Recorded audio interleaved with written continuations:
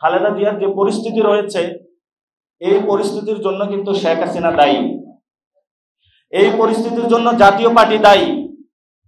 এই জন্য শেখ হাসিনার বিষয়ে যে আমাদের অবস্থান, বিএনপি এবং জামায়াত ইসলামীকে জাতীয় পার্টি সম্পর্কে একই অবস্থান নিতে হবে। এখানে কোনো কুসুম কুসুম প্রেম চলবে না। কারণ আজকে খালেদা জিয়ার যে পরিস্থিতি অথবা অন্যান্য রাজনৈতিক নেতৃবৃন্দের যে পরিস্থিতি, এটাতে শেখ হাসিনা আওয়ামী লীগ যেমন দায়ী, জাতীয় পার্টি সমভাবে দায়ী।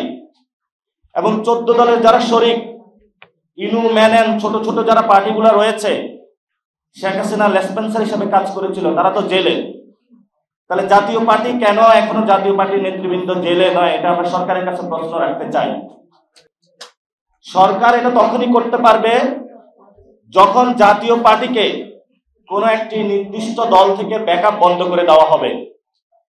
আমরা সেই নির্দিষ্ট দলের কাছে আহ্বান রাখবো, জাতীয় পার্টির পক্ষে ব্যাকআপ বন্ধ রাখুন।